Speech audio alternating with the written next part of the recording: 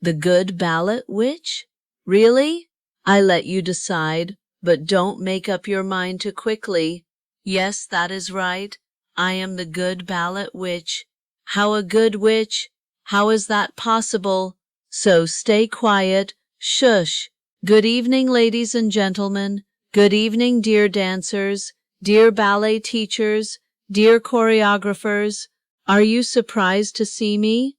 I am not a dancer, but you will start wondering why I am here, for what purpose and for what topic I shall talk about today, and wonder why I am appearing as an ugly witch. Don't panic. Stay tuned and happy. Let me have my say. Well, I am a very good friend of Jean-Pierre Alexandre Pribilua, who in my honor has decided to create this video. A crazy idea, you shall think. Well, sometimes I also work as secretary of Ballet International, but shush, quiet, be sure always in the good way. Of course, this video is not acting a warning bell, but my wish would be that you should somehow take my words into consideration of what I am talking about, and really think about it for a few moments. Now just look well around you. Don't start analyzing me. If I look ugly or not, if I am a witch or not, be quiet. Don't start moaning. I can hear you, so just listen and open well your ears. You will ask and wonder, probably this ugly one is the Caraboss? Or maybe Baba Yaga? Well, I have to admit, something in between. I am not a witch, I am not a fairy either, but I could be both of them at the same time. Never get me angry, and never provoke me. You better cherish my kindness now.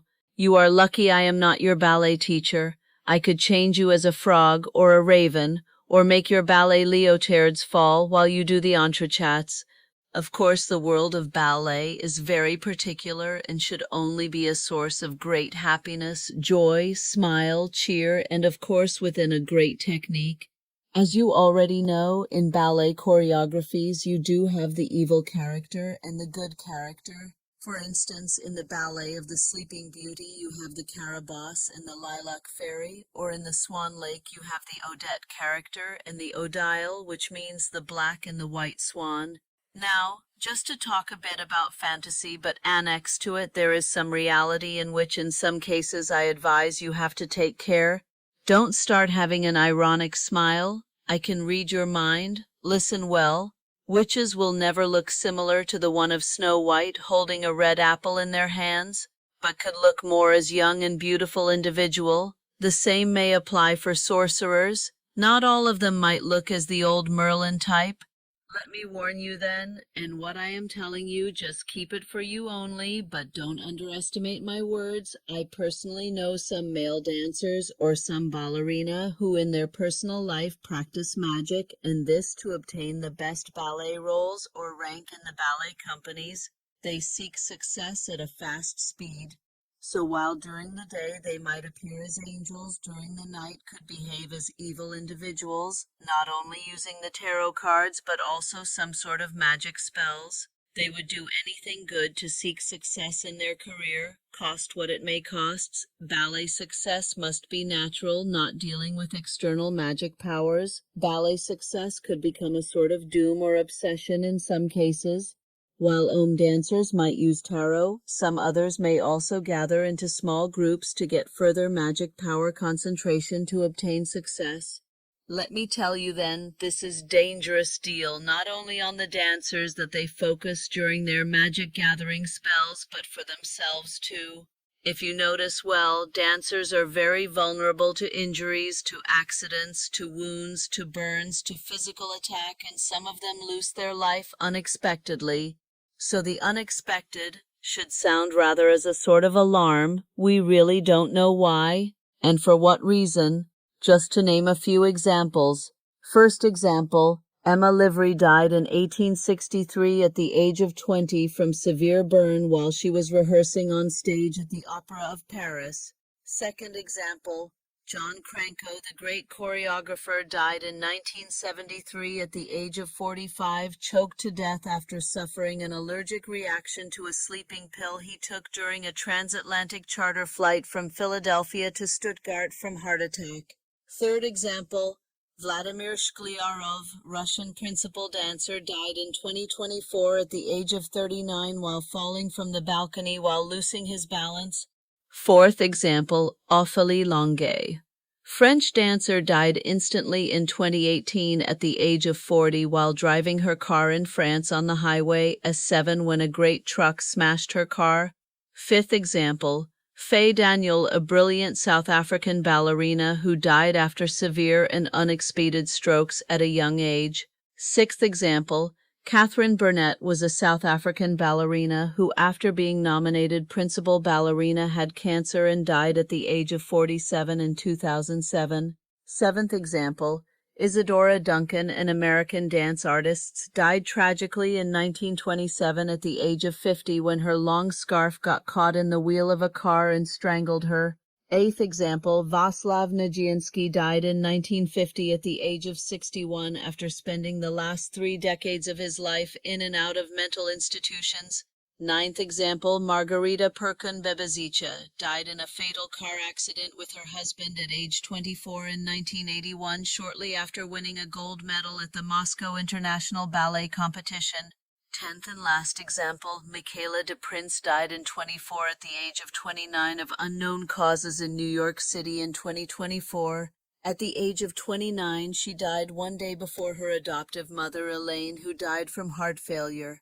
Now you will wonder, why is she mentioning or listing all this particularly to me?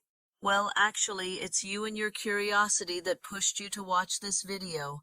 I am not obliging you to stay until the very end, but I am sure that you will not. I can read it in your mind. I am mentioning all this as these dancers named above were not dealing with magic, but probably some have been victims of spells and witchcrafts. Probably behind all this there could be another dancer or a group of dancers who practice some magic against them. Referring to dancers who practice magic, remember that this is called madness mixed with evil, bringing the artists into full darkness of the soul. But also remember that whenever you deal with evil and you launch a spell towards someone, for sure you shall get back on you the worst side effect. Let me remind you then that in magic you have 2 poles, the person who creates the spell and the victim. The victim, once dead, will automatically launch the karma back on the person who created a witchcraft or the spell. The person who created the spell will shortly have physical diseases, health or mental problems.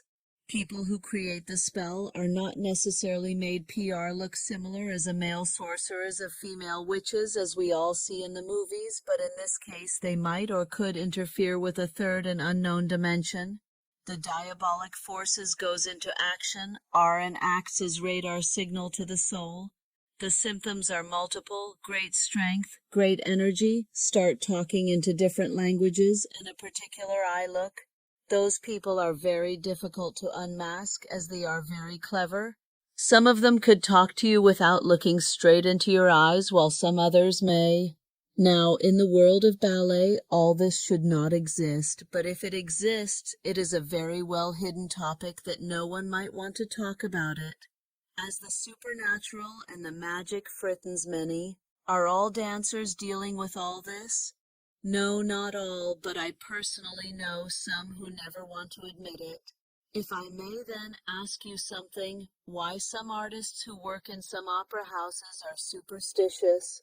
Why some dancers may have their own vibes and ritual ways to concentrate before performances? I let you analyze, I let you think, I let you meditate. Take my words as a tiny little whisper. You will probably ask, so in ballet studio we should hire an exorcist? No, not at all. Evil is not at this point, but you have to take care. Evil exists also in other fields and outside the world of ballet. Remember that the practice of magic, if used wisely, could be for good and not to harm others.